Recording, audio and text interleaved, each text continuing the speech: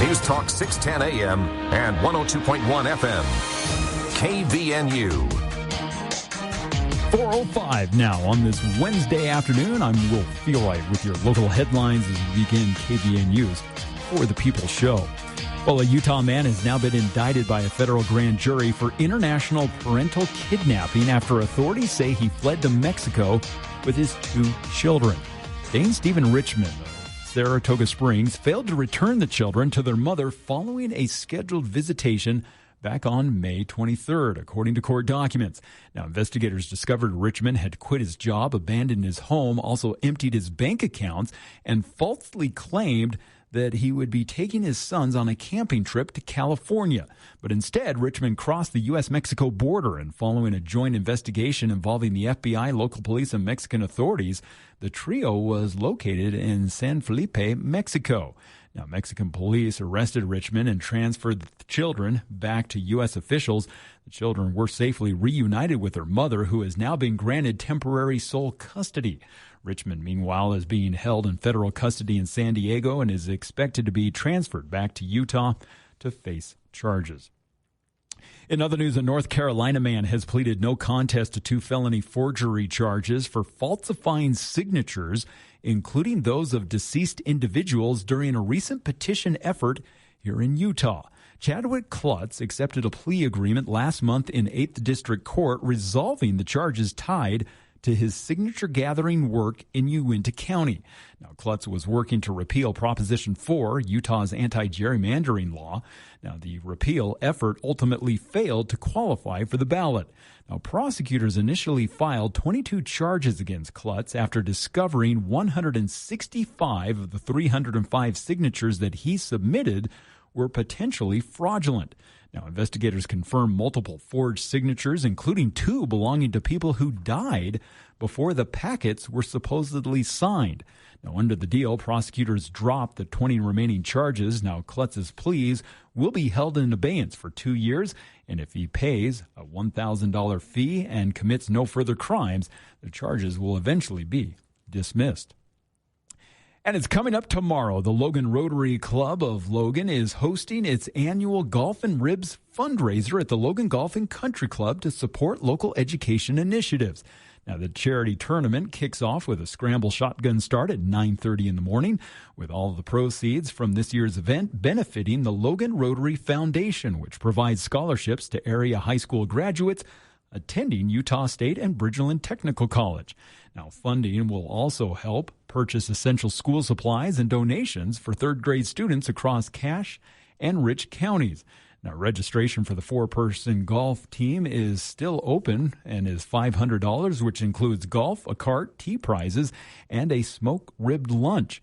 Now, Rotary officials emphasize that this annual tournament remains a cornerstone of the club's commitment to community youth, and registration and more information is available at loganrotary.org.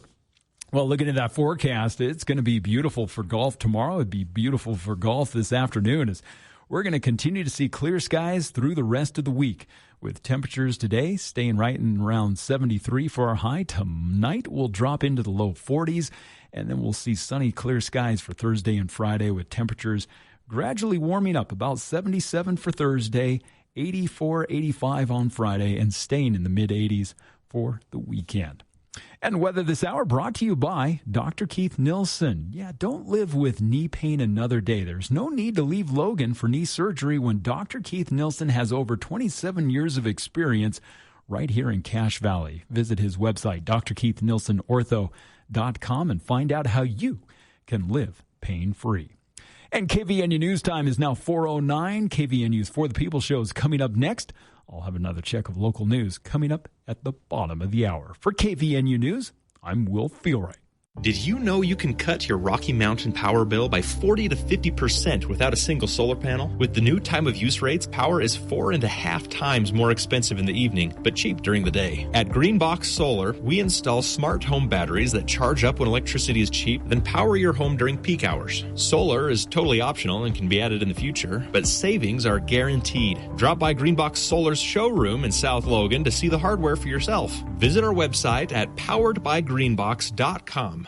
covering all the news. Stay with 610 AM and 102.1 FM. News Talk KVNU. Hi, it's Glenn Beck, and America is celebrating 250 years of independence, 2.5 centuries since a handful of rebels looked at the most powerful empire on earth and said, yeah, we'll take our chances. And through the wars and recessions and political chaos and every economic curveball imaginable, America still stands. Why? Because resilience built this country, and resilience should define your retirement plan. For over 30 years, Lyle Boss, president of Boss Financial, has helped his clients focus on the resilience of financial guarantees. We're talking steady income, principal protection, and retirement strategies built for uncertain market. Our founding fathers fought for our freedom. That includes your freedom to enjoy retirement without constantly worrying about what the next market drop or election or world event might mean for your future. Call Lyle Boss and his Safe Harbor retirement team. Today, you'll get a complimentary retirement review and a copy of Lyle's best-selling book, Safe Money Miracle. Write this number down, 855-355-SAFE. That's 855-355-7233. Or visit SafeMoneyLyleBoss.com. Join Lyle Boss, Saturday mornings at 10 on KVNU.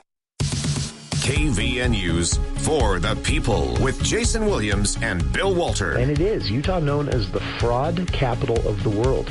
Not because we have more people committing fraud, but because we have so many people falling for it. Going beneath the headlines and connecting you to the newsmakers. The radio is a great way to get the word out to a lot of people in an emergency. So we thank you for your help and being a partner with us. For the People on News Talk KVNU, 610 AM, 102.1 FM, online at 610kvnu.com, and on the KVNU mobile app.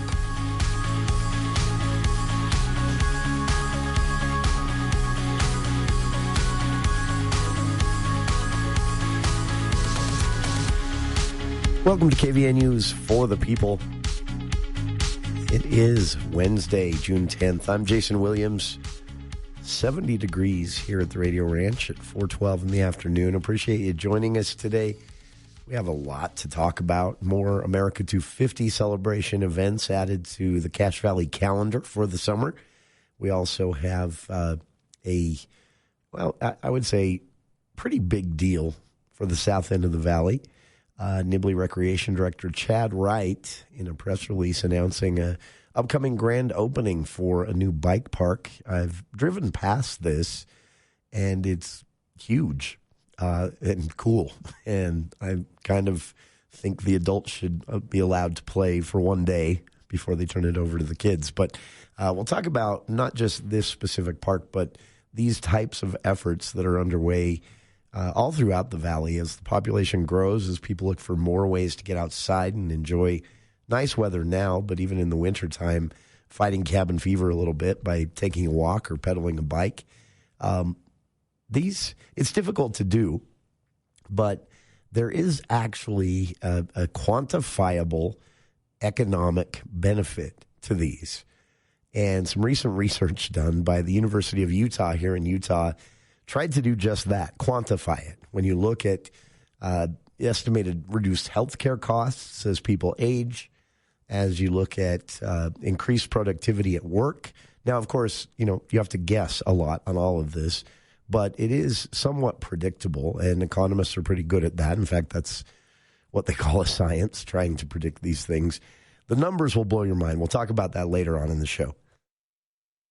Starting things off here today, a public meeting happening in Box Elder County. If you are a Box Elder County resident and you haven't heard about this and you happen to have nothing to do at 5 o'clock today, the Box Elder County Commission is meeting. Now, this is a regular commission meeting, so there are several items on the agenda for business, just general county business, including a proposed annexation that has to do with land not related to the data center.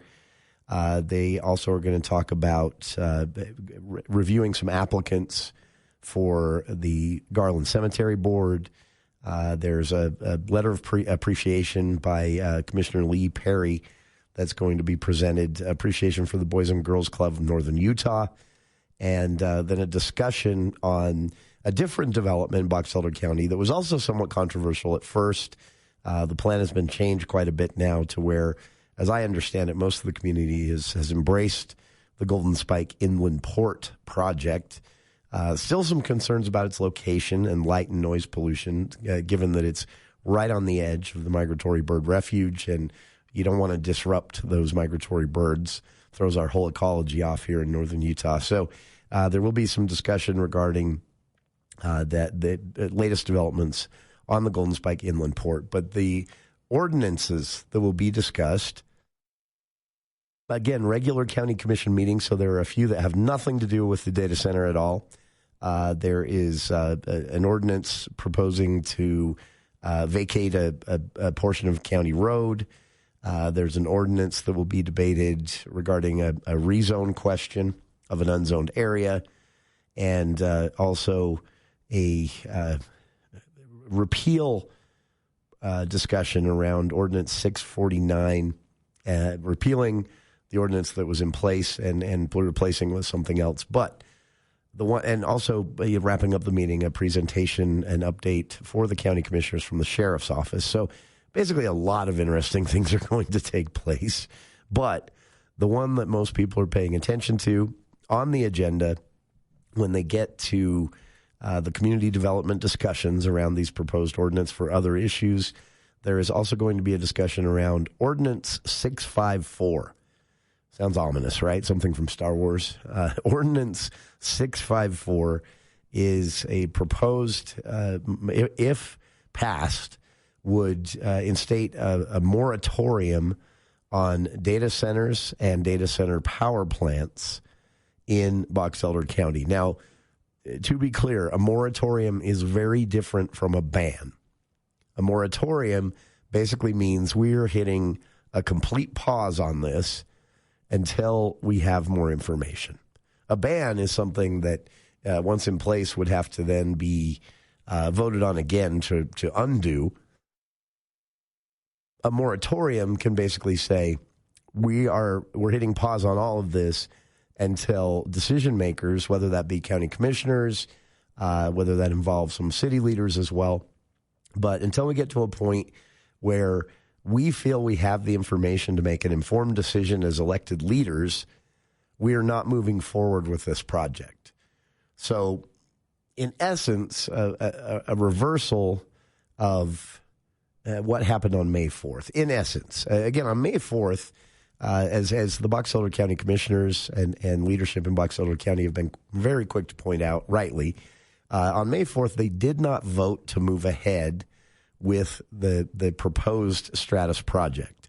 On May 4th, when all the protesters showed up and the news media was glued to Box Elder County for a few days, what the commissioners voted for that day were two ordinances that basically said, we want a seat at the table, that we're going to go ahead and say, let's keep talking about this, let's discuss it, let's look at what the project might end up looking like.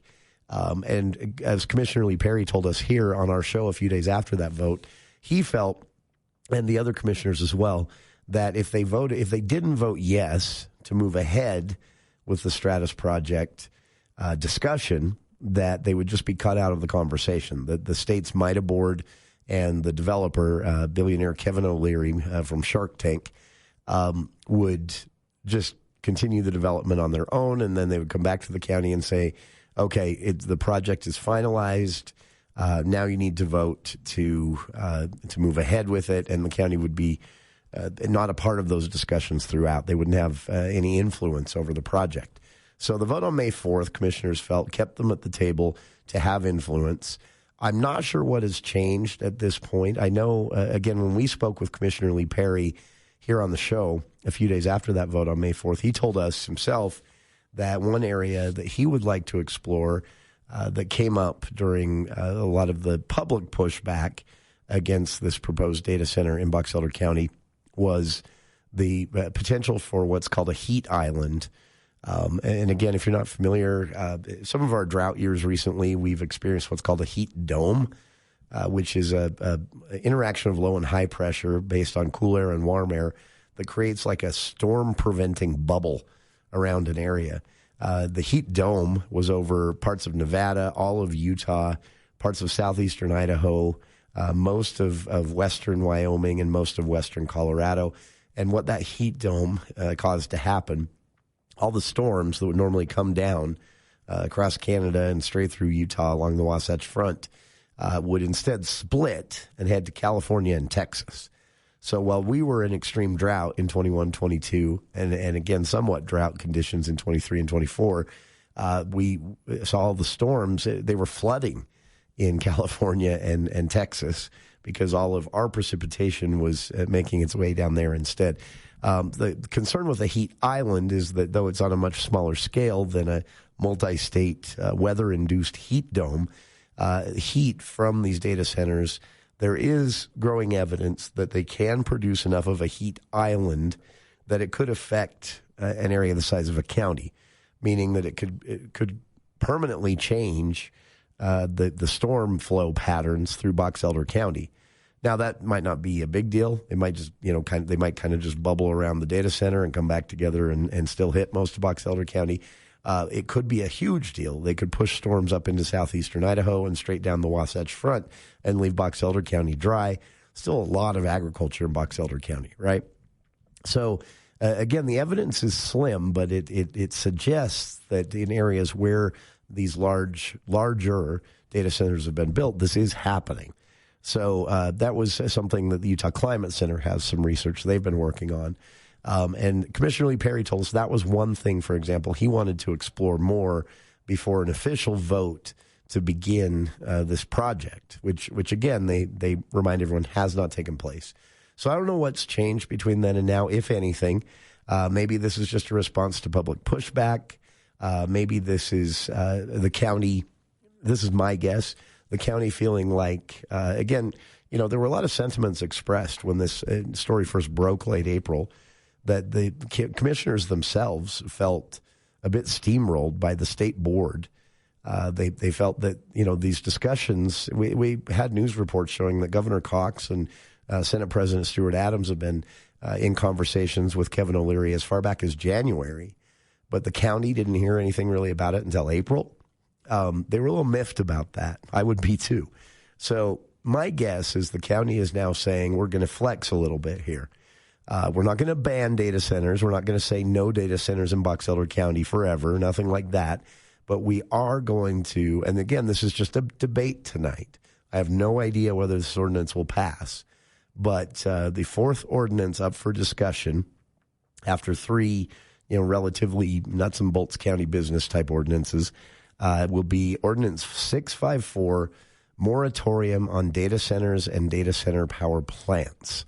It will be introduced by Scott Lyons. And again, this meeting gets underway tonight at 5 p.m. This is with a call to order. This is a public meeting.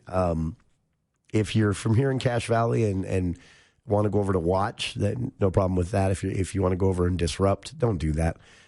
Even if you're a Box Elder County resident, don't go to disrupt, but go to ask questions.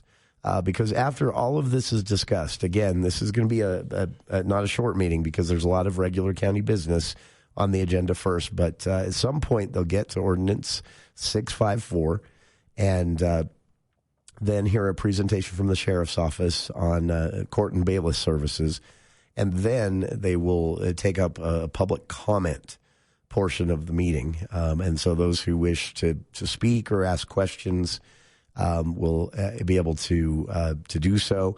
They are going to have a comment roll, and so with some rules outlined, they've had to. This is probably a first in Box Elder County, but they have laid out some rules for decorum and the county commission procedures, and each speaker will have a 3-minute opportunity to speak, and speakers will address their comments to the county commission only.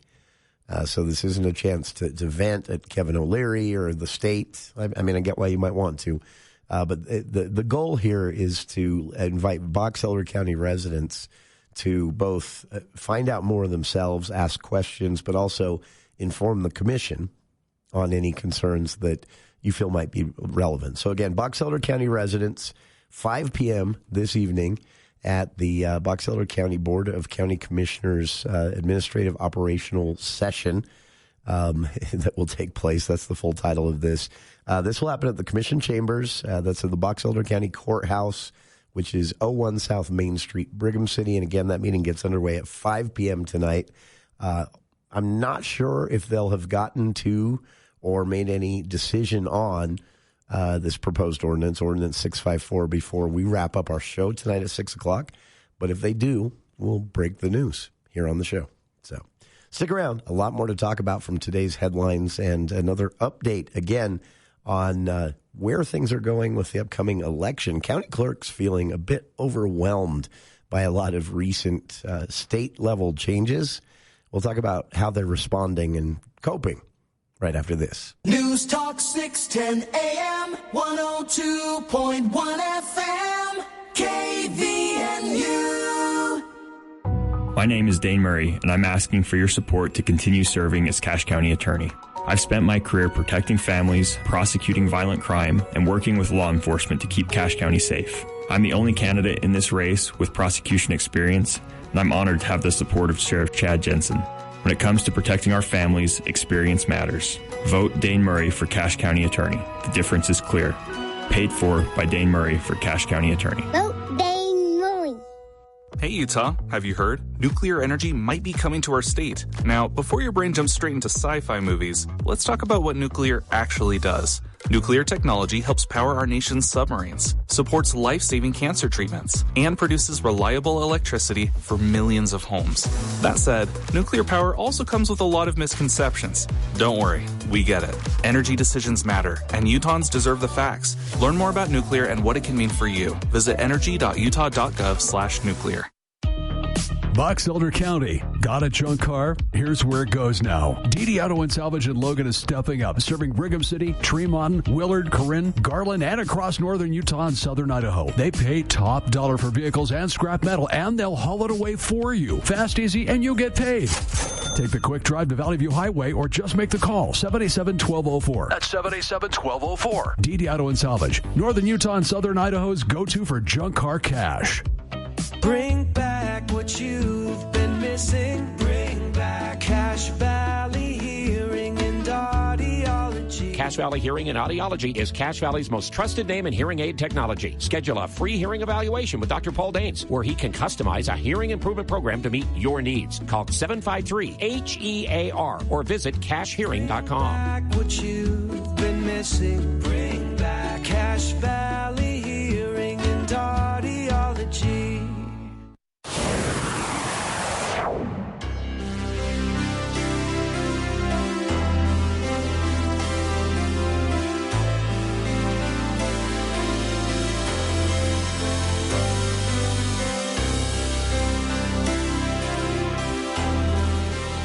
Coming up, University of Utah, collecting research from other institutions, including USU, tried to quantify the public benefit in all ways of increased outdoor recreation opportunities. And it's a fascinating look at, how valuable these things are. I thought of this when I saw news today at CacheValleyDaily.com of Nibley City, June 15th. They're going to be hosting a big grand opening of this new bike park in Nibley. And I don't know if you've seen any photos or driven past this. It's huge for a bike park. It's cool. I think there should be before the grand opening an adult use day where we can all go out and try to break a hip.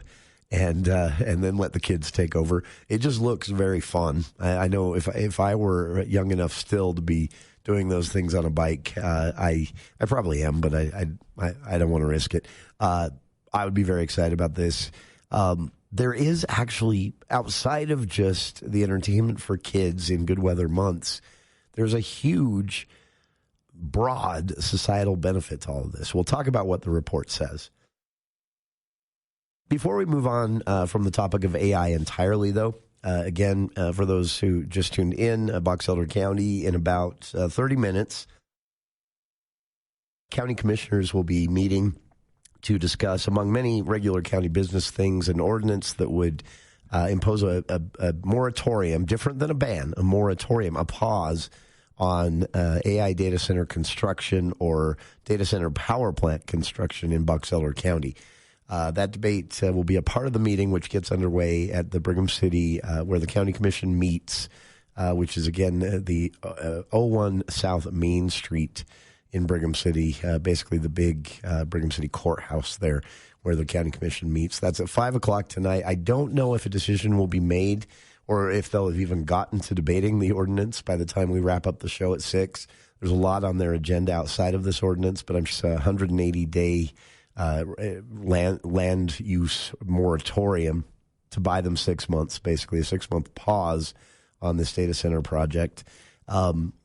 If they get to that before 6, we'll tell you the results here on the show. I'm not sure they will. So we'll see. But before we move on from AI, a report from Deseret News today. There are a couple of big primaries happening. Congresswoman Celeste Malloy is in a primary with former state lawmaker and failed gubernatorial candidate Phil Lyman. Here in northern Utah, of course, District 2, Congressman Blake Moore has a Republican challenger as well. Former state representative, or about to be former state representative, Carrie Ann Lisenby. She'll serve till the end of the year, regardless of how this primary turns out. And you also have, of course, the new district, District 1, the blue district, where Democrats are favored to win the general election, the flip opposite of the way it usually works here in Utah. There is also a pretty heated primary between now 3 Democratic candidates in that race, including former state senator and Salt Lake County governor, or Salt Lake County Mayor Ben McAdams. All of this has attracted a lot of attention, and Brigham Tonko at the Deseret News did some digging into PAC spending. Now, this is quote unquote disconnected from the campaigns. You know, that's what the law says is required. But wink, wink, nudge, nudge. Right? They talk. These political battles are attracting huge money from AI PACs. More than $1.3 million has already been dropped in the Beehive State in congressional primaries. Now, interestingly enough, the money doesn't seem to be going into our district, District 1, or District 2. The money, they don't seem to be spending largely on either Congressman Blake Moore or his challenger, Carrie Ann Lisenby. But when it comes to the other races, pretty big, actually. Defending Our Values is a committee run by former Utah State Representative Chris Stewart, and they've spent nearly $900,000 just in the last week on ads supporting Representative Celeste Malloy. And that group that PAC he runs, is funded by Public First, a nonprofit that was created by Stewart and former Oklahoma Representative Brad Carson, a Democrat, to support candidates who will pursue legislative safeguards for new AI models. So this is different. PAC spending that is hoping to encourage creating rules and restrictions around AI, including data center construction. So almost $1 million in that race to support Republican Representative Celeste Malloy. And in the other race for the Democrats, Anthropic, an AI developer with a current market value of about $1 trillion. Again, still not convinced this AI stuff is not just a huge investor-inflated bubble about to burst. That's a lot of money on the line, and if they don't get built and AI doesn't take off, they lose it all. So they announced a $20 million donation to Public First to elect lawmakers balancing AI regulations. So they're trying to influence the PAC that is trying to influence the election in favor of AI regulations. Anthropic is saying, well, here's some money to help you do that, but be fair to us. It's gross, but it's legal. In the Democratic race in Salt Lake, roughly, about $1.2 million is being spent in that race by AI-connected PACs, all of them spending towards supporting Ben McAdams, probably the front runner in this race. You've got Nate Bluen, who is a progressive and very popular. And I would guess, he's a state senator, and he's been reelected. So he's got one district in the area that he's very popular in. You have a newcomer, Liban. I'm sorry, I'm forgetting his last name, but you won't get to vote in this race, so you won't care. He's actually a former developer who worked with TikTok and some AI companies, but is now out of that world and running for Congress. And he has actually been the most vocal of the three candidates on AI, the need for AI regulation. And then you have Ben McAdams, who has not really talked about AI, but it was disclosed during the campaign that former Salt Lake County Mayor, former State Senator Ben McAdams owns stock in a large-scale AI data center that's actually under construction as we speak in Delta, Utah. So in that race, again, $1.3 million with AI-connected packs being spent. So getting pretty expensive in the 3rd Congressional District and the 1st Congressional District, with AI trying their best to get people elected who, if not let them run unregulated, will at least make the regulations toothless, is probably what they're looking for. So it's interesting to see this, but I did not have Utah as an AI hotspot for spending and discussions and Box Elder County Commission meetings on my bingo card for 2026 at all, but here we are. And we'll be back with more of KVN News for the People after the news with KVN News Will Feel Right.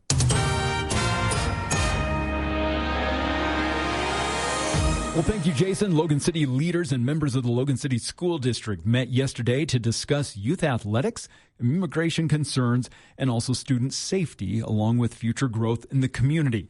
Now, school board members and city officials explored creating short-term community sports programs for elementary-age students where high school students would serve as coaches and mentors.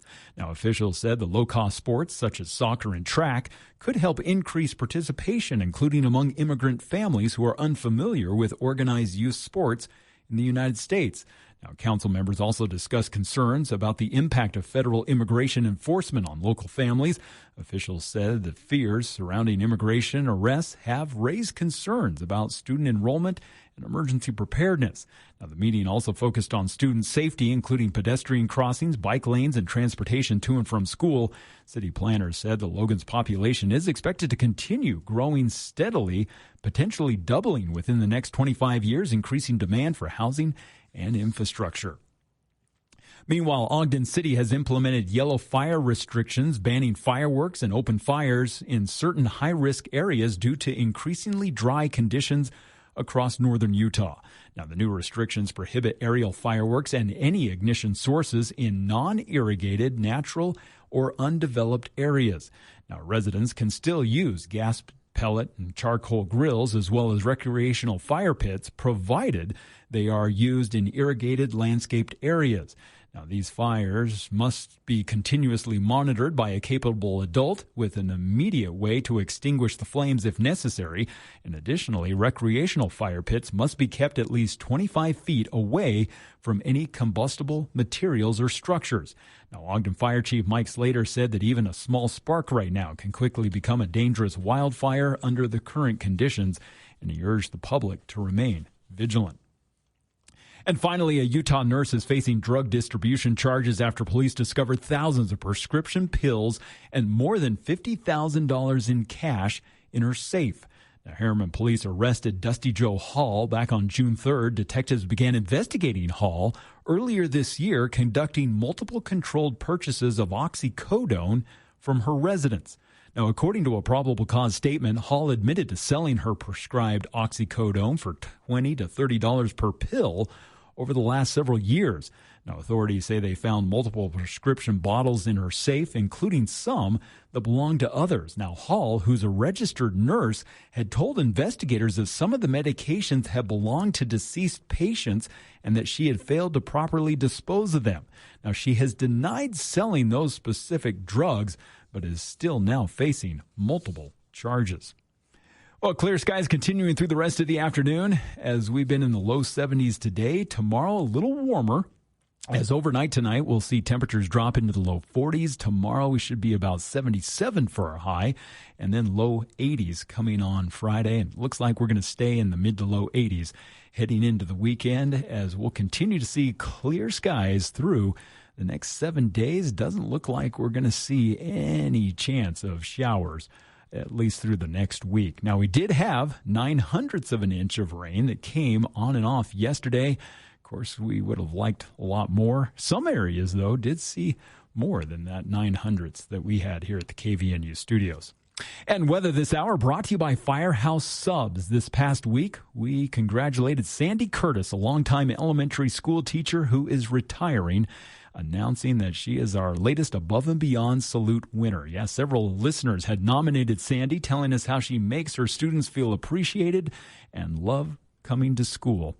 And so we gave her a $40 gift card to Firehouse Subs. You can nominate someone for being a hero in your neighborhood by going to kvnutalk.com, and we'll announce another winner coming up on Friday morning at 8:30.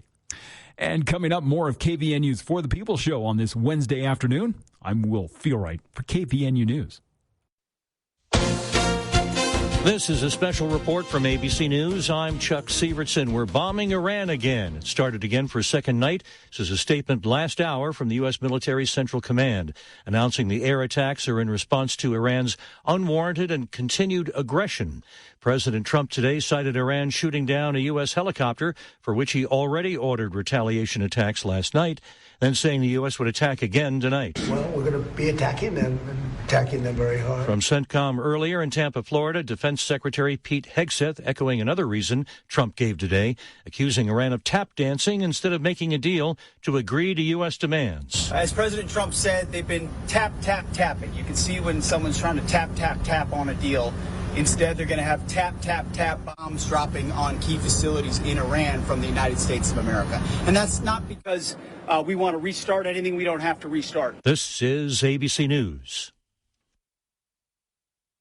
My friend John Hansen at the Duct Hunter has constantly educated you about the need for ductwork cleaning in your home. But what about your cabin or summer home outside the valley? You need that home's ductwork cleaned too. With high pollen counts in the mountains, dust always in the wind, and road construction ever present, the old adage of out of sight, out of mind is bad. Give the Duct Hunter a call at 770-4813 to clean out those dirty ducts in your summer home. We are the Duct Hunter. Breathe better, save money, protect your home.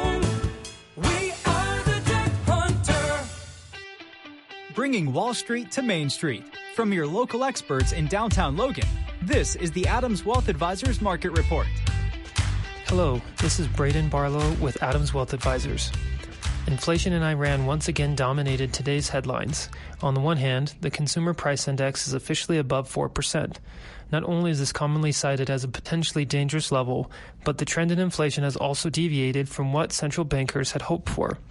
On the other hand, the fragile truce between the U.S. and Iran is now at greater risk after the White House pledged fresh attacks on Iran, accusing the country of dragging out talks on an interim peace deal. Global capital markets panicked today, broadly selling off assets. All major U.S. stock indices ended Wednesday in the red. The Dow Jones Industrial Average slid 953 points and is now below the 50,000 mark. The Nasdaq declined nearly 2% to 25,170. The S&P 500 posted a loss of 1.62%, falling to 7,267. Consumer staple stocks were the only sector to post significant gains outside of energy, which rose because of higher oil prices. The industrials, materials, technology, and consumer discretionary sectors posted significant losses as AI-related investments took a hit from the prospect of higher interest rates. Although concerns stemmed from higher interest rates, the bond market held up better, as investors also view U.S. Treasuries as a safe haven asset. A 2 basis point increase was observed in both the 5-year and 10-year Treasury yields. Gold continued to come under pressure and is approaching $4,000 per ounce, nearly 25% lower than its peak. Tomorrow, we will receive another inflation gauge measuring the prices received by producers. Adams Wealth Advisors will continue to monitor any new developments in the market. That's your update from Adams Wealth Advisors, guiding your financial future one day at a time. For personalized help planning yours, reach out to us at 435-752-1702. See you soon, Cache Valley. Advisory services offered through Adams Wealth Management, a registered investment advisor. For important disclosures and more information, visit adamswealthadvisors.com.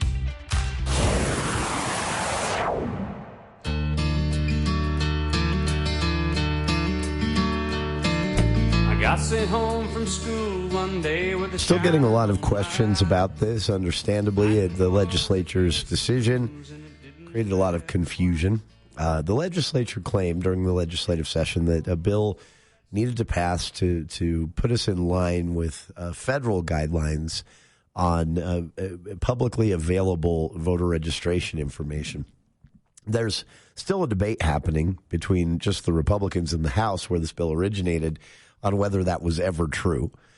So I wouldn't be surprised if they come back around in 2027 and undo this. But for the time being, there was a time in Utah where you could literally ask that you could just simply request via your voter registration form online or by paper that your registration information be restricted somewhat. So your address, other identifying information was not sold, but your name and party affiliation, your registration party affiliation data could be sold, and some contact information. And that was mainly sold to parties and election committees and PACs and marketers.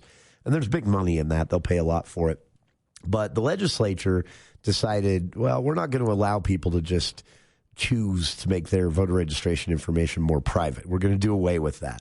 And if you want to protect your personal information in your voter registration file, you actually need to fill out this at-risk designation form, which the state allows you to print and take into the county clerk's office, and then they decide if you qualify. People who always qualify, by the way, if you're out there listening now, teachers, police officers, elected officials, anyone who currently has one example I can think of, there are many I'm going to leave off here, but if someone has a court-issued restraining order against someone else or can justify, not having their address be made public because of a personal risk of some kind, those types of situations are always approved, but the legislature said you're going to have to re-jump through those hoops. We made it too easy for people to make their registration information private. Again, a whole debate over whether this needed to happen or was just kind of falling on a political bandwagon, and that debate is not over in the legislature. But for the time being, the law passed. It's created a lot of confusion. People are they got the letter legally required by the law. Lieutenant Governor had to send out a letter to every registered voter saying, hey, your information was private before. It is not now. If you'd like to do something about that, you need to take steps. The county clerk here in Cache County, Bryson Bem, though, went above and beyond. We had a chance to talk with him about a month ago about this specifically. What they did, because of the workload this was piling on them, just as they're gearing up for a primary, they decided the law allowed them to have some discretion, and they decided rather than making everybody print the form and bring it in person, they decided to set up a website, which you can get to via cachecounty.gov/elections. Just click on the at-risk designation form there, and you can actually fill it out online. Here's what County Clerk Bryson Bem had to say about why they made this decision here. There's been, a lot of, confusion about this new law, and so we decided, it'd be easier if, let's, put it on our website. So if any voters even have an inkling that they qualify for this, they can go in and apply there, and then we can, do our due diligence and see how we can help them. Sure. As your office, I assume you've fielded a lot of requests over the last month or two. Yeah, honestly, other than preparing for a primary election, this has been taken over our office a little bit. But no, everything. So far, everything's so good. We're running things smoothly. Processing these forms and helping educate the public exactly what this new law is. Sure, and it's not your job, of course, to speak for the sponsors of the law. But just correct me if I'm wrong. My understanding is, according to the sponsors of the law themselves, this was a move made to put us in line with federal election requirements. That's the justification I'm hearing. Yeah, you're correct. During the session when we had talks with the state legislature, it was mainly be in line with the NVRA, the National Voter Registration Act. We're trying to stay compliant to what the state legislature says we need to stay compliant with, and we're ready to go. Sure. That's for listeners, again, they've made this easy. This is an online form you can fill out. There is, through the Lieutenant Governor's office, there's a traditional downloadable printable form you can fill out by hand if you don't want to do it online. But I'm looking at it right here through the Cache County Clerk's office website, which you can find at cachecounty.gov. There is a link, and you simply fill out some information. And again, you must qualify for this at-risk designation, and there are some rules on that. It can't just be, I don't want my information to be made public. There has to be a reason. There has been massive public pushback on this. I'm sure lawmakers are hearing it. I wouldn't be surprised if they maybe make some tweaks and changes in upcoming session in 2027. But on this issue, before we move on, Bryson, have you had a chance to discuss the effects on your office with our state lawmakers here in Cache Valley? Yeah, we have. I contacted a couple of our state legislatures about just kind of the workload that it gives us. They understand how, the situation is, and a lot of them still respect the bill and really liked it. But I wouldn't be surprised if something, gets tweaked here and there. The law itself is pretty vague. It gives the discretion to the county clerk. So, each county clerk's office is interpreting the law differently. But right now, no. I mean, right now we're doing good talking to our state legislatures, and they understand, just kind of the chaos it has caused our office, and even the voters for that matter. Sure. And from what I'm hearing from Mr. Calley and others, the state's election office as well is trying to figure this one out as it goes, right? Oh, yeah. It's, we're looking like, okay, do they need a wet signature or electronic signature? And, code doesn't specifically prohibit electronic signature, so that's why, we've had that online form. Who, is eligible for what they call a public figure, because it's very vague, and we're trying to figure that out. So my office is kind of take a flexible approach, saying, if you took the time to fill out the form and you honestly feel like you have a threat, we usually accept those forms. Again, that was a conversation we had with Cache County Clerk Bryson Bem back in April, getting a lot of questions about this still from our listeners. As I've heard from county clerk staff, they are as well. So again, Cache County taking a more laid-back approach to this. The legislature said, we're going to make it harder for you to mark your personal voter registration information as private, to be in line with the Voting Rights Act. Again, a big debate over whether that was true or whether this was jumping on a political bandwagon, and that debate still rages in the Utah House, with Republicans not being able to really agree on that one, though they all did vote for the bill in the end for the time being. This is the rule for this year, at least. I wouldn't be surprised if they undo some of this. You can take steps, though, if you're concerned about your personal information being sold in these voter roll lists to PACs or political parties, things like that. Or if you are, at risk for any reason. A public figure, again, as Bem said, is a very vague term. Fill out the at-risk designation form at cachecounty.gov/elections. Just click on the at-risk designation form. You'll see an online form you can fill out there, and making it easy here in Cache County. So I hope that answers some of the questions we're still getting on this. If you need more information on this, your registration, upcoming deadlines for the election, and more, good resource in general, cachecounty.gov/elections. If you're unsure if you're registered to vote or not, don't waste any time. Because you have days to fix that. Go to vote.utah.gov. You can check your registration, make sure you're affiliated with the party you want to be, or none if you choose that. Make sure you're registered at the right address, all of those things. And you have time to do that still online at vote.utah.gov. But don't put it off beyond the end of this week. We'll be back right after this. This summer, the line between safe and sorry might be as small as an overgrown tree. Dry branches, thick brush, untouched areas around your home. That's the kind of fuel fire loves.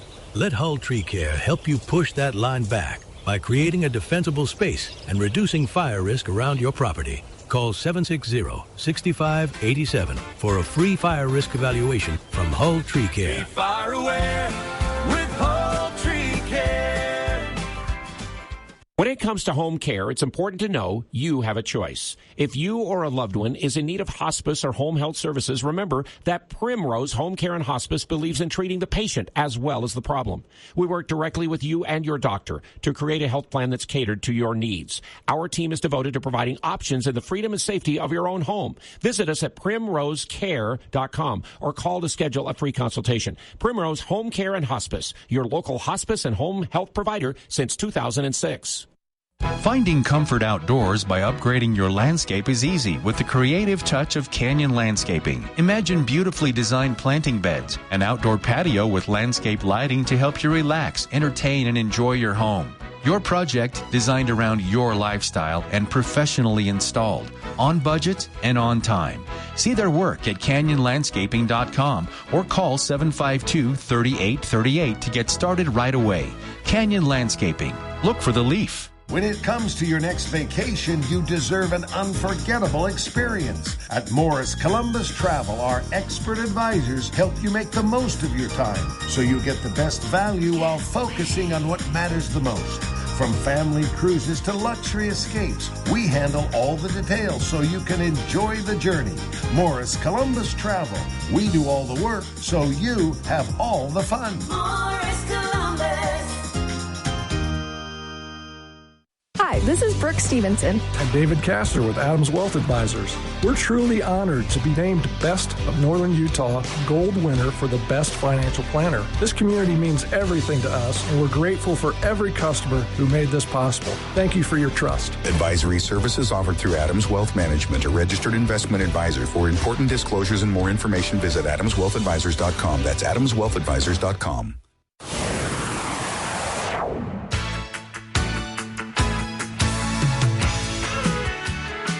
Wrapping up today's show with a little judgment. I'm trying my best to be less judgmental, just to reduce my personal stress levels in life as I get older. Start thinking about things about like the health of the ticker and things like that. So trying really hard, and it's working. But this is not one where I can withhold. I had never seen this video before, but officials at Yellowstone National Park, ahead of their busiest season, just put out a little how to survive a bison attack refresher. And we'll get to some of those steps. But along with that, they put out the video of, now this was a tragedy, but he was okay in the end. Just going to say that before I judge this person. But it's video, and it's meant to show how quickly things spiraled out of control for this 47-year-old Florida man. He was on the edge of a walk path. There were 5 bison sitting down off the grass below that. He decided to continue along the walking path and to get closer and get a better picture. But he wasn't that close to the bison, but close enough. And they decided to charge. He was gored, and park officials did cite him for approaching too closely. Luckily, he sustained only minor injuries, but I'd never seen the video. This man walks out to the end of the walking path, 15 feet from these 5 bison, and when they start running, they start spinning and going in circles, which is they're threatening you. They want you to leave. He turns back to the camera, whoever's filming him, and says, "Oh, look, they got the zoomies." And then the last thing you hear him say is, "Oh, no, oh, no." And it's too late. He is lucky to be alive. I'd never seen this video before. So let me quickly summarize how not to get gored by a bison, according to these guidelines published by the Yellowstone National Park officials today for the 2026 season. Don't get close to them. That's it. They have 5 steps, but you could summarize every one as, if you see one, stay in your car and don't get close. Now, they do clarify if it's in the road and you can get around it, feel free to drive slowly past, because many of the bison there are used to that. But again, stressing, do not get out of your vehicle. Do not approach them. Do not try to get that perfect selfie for your online influencing. And definitely do not walk across the rangeland to get a better picture. People have done that before as well. So how not to get gored by a bison in Yellowstone National Park or Antelope Island. This applies there too. Don't annoy them. Don't get close to them. The picture is not worth it. There you go. I kept you all alive. If you want to see the actual guidelines, I've linked to them on our Facebook page. But I'm not kidding. That's basically what they say. Hour 2, right